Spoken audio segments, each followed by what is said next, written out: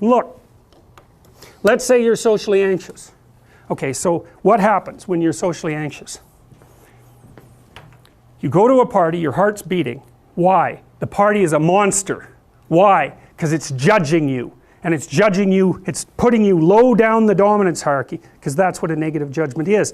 And that interferes with your sexual success.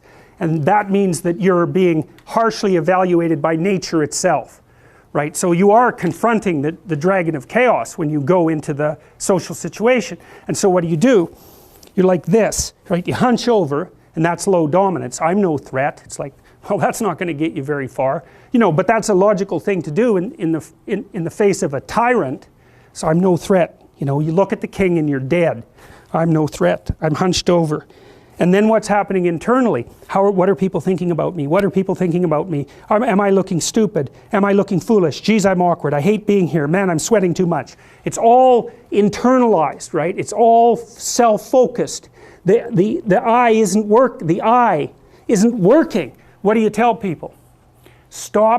Don't stop thinking about yourself, because you can't. It's like, don't think of a white elephant. White elephant, white elephant, white elephant. You can't tell someone to stop thinking about something because they get caught in a loop. What you do with socially anxious people is you say, look at other people. Look at them, right? Why? Because if you look at them, you can tell what they're thinking. And then unless you're terribly socialized, and some people are. Some people have no social skills, and so the reason they can't go to a party is because they don't even know how to introduce themselves. Like no one ever taught them how to behave. And so they're really good candidates for behavior therapy, because you walk them through the process of how you actually manifest the procedures that are associated with social acceptability. But most people aren't like that. They have the ability. So if they're really introverted and high in neuroticism, they can usually talk quite well to someone one-on-one. Why? Because they look at them. Well, if I look at you, it's another thing to do if you're ever speaking to a group of people. Never speak to the group of people. That doesn't exist. You talk to individuals, and then they reflect for you the entire group, because they're all entrained. So you look at one person, they broadcast to you what everyone's thinking, and you know how to talk to one person. So it's easy. So as soon as you focus on the person, not you, you push your attention outward, use your eye, you push your attention outward, and you start watching. Well, then all your automatic mechanisms kick in, and you stop being awkward. Because if we're talking, and I'm looking here, I don't know what you're going to do next, and I'm going to put disjunctions into they're like bad chords in the melody of our conversation. And the reason is I'm not paying attention. So that's why the eye is the thing at the top of the pyramid. It's like the thing that enables you to win the set of all possible dominance hierarchies is the eye. Pay attention. Pay attention. That's the critical issue. That's why the Egyptians worshipped Horus. That's why Horus was the thing that rescued Osiris from the depths. It's the capacity to pay attention. What do you pay attention to most? What your right hemisphere signals as anomalous. It attracts your attention. It's like, this isn't going quite right. I'm not looking at that. Wrong. That's what you look at. That's what you look at. What's not going right. Because that's the terrible monster that might eat you, but it's also the place you get all the information. So that's why it's useful to have discussions with your enemies, because they will tell you things you do not know. And that's such a great thing, because if you don't know them, well, you're not very smart, are you? You know, there may be a time when you go somewhere that's the thing you need to know. And maybe your enemy will tell you why you're such a fool, you know, and a bunch of other things that aren't true too. But even one thing that's accurate, it's like, yeah, thanks very much, man, maybe I'll do some work on that, and I won't have to carry that forward. So, and then that's part of the reason, again, why the terrible predator, it's always the terrible predator that has the gold. It's like, it's the person who delivers the message you do not want to hear. So it's rough, but it doesn't matter. Life is rough. To move forward, you know. I mean, I've dealt with lots of people who have anxiety disorders, you know. And one thing about people who have anxiety disorders is they are not mysterious to me. I understand, it's no problem for me to understand why people have anxiety disorders. or why they're depressed, or why they have substance use problems. The mystery to me is always why people don't have all of those things at once, because everybody has a reason to be anxious. In fact, we have the ultimate reason to be anxious because we know that we're vulnerable and we know that we're going to die. And how you cannot be anxious under those circumstances is a great mystery. It's a massive mystery. And the same thing applies with regards to depression.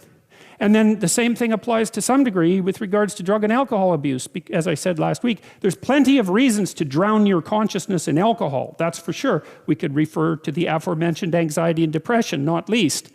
And so, and the sorts of drugs that people are prone to take are chemicals that take the affective edge off the tragedy of life.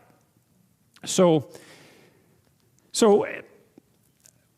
back to the issue of fear. I mean, Abraham is self-conscious, that's what this commentary says, but the thing is he moves forward despite that. He's self-conscious and he knows the danger, but he moves forward despite that. And that's actually the appropriate response in the face of actual non-naive understanding of what constitutes life. Like if you're naive and you move forward, it's like, well, what the hell do you know?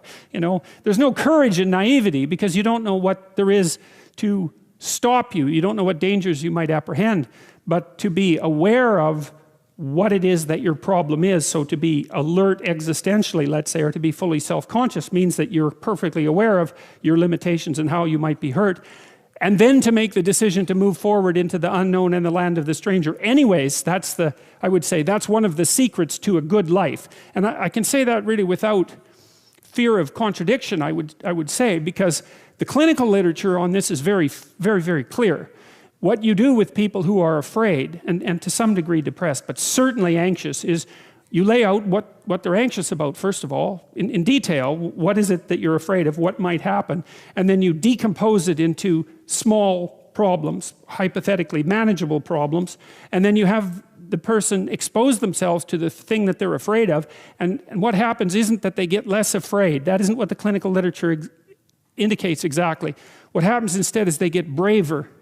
And that's not the same thing, right? Because if you get less afraid, it's like, well, the world isn't as dangerous as I thought it was, you know, silly me. If you get braver, that's not what happens. What happens is, yeah, the damn world's just as dangerous as I thought, or maybe it's even more dangerous than I thought, but it turns out that there's something in me that responds to taking that on as a voluntary challenge and grows and thrives as a consequence. And there's no doubt about this. Even the psychophysiological findings are quite clear. If you impose a stressor on two groups of people, and on one group the stressor is imposed involuntarily, and on the other group the stressor is picked up voluntarily, the people who pick up the stressor voluntarily use a whole different psychophysiological system to deal with it. They use the system that's associated with approach and challenge, and not the system that's associated with defensive aggression and withdrawal. And the system that is associated with challenge is much more associated with positive emotion and much less associated with negative emotion. It's also much less hard on you because the defensive posturing system, the prey animal system, man, when that thing kicks in, it's all systems are go for you, you know. The gas is pushed down to or the pedals pushed down to the metal and the brakes are on. You're using future resources that you could be storing for future time right now in the present to ready yourself for emergency. So there's nothing simple or trivial at all about the idea of being called to move forthrightly forward into the strange and the unknown. And there's a real adventure that's associated with that, right? So that's an exciting thing, which is part of the reason why people travel. And then also to see yourself as the sort of creature that can do that, is willing to do that on a habitual basis, is also the right kind of tonic for, I hate this word, for your self-esteem.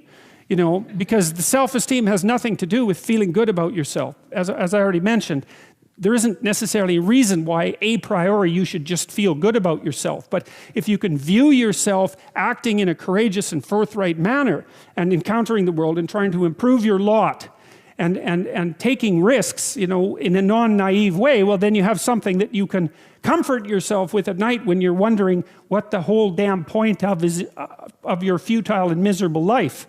And so And that's necessary because it's often the case that you wake up at 4 in the morning, or at least sometimes the case that you wake up at 4 in the morning when things haven't been going that well and wonder just what the hell the point is of your futile and miserable life. You have to have something real to set against that. It can't be just rationalizations about how, you know, you're a valuable person among others, even though that's true. That's not good enough. You need something that's more realistic to set against that. And observing courage in yourself is definitely one of the things that can help you sleep soundly at night when things are destabilized a little bit around you. So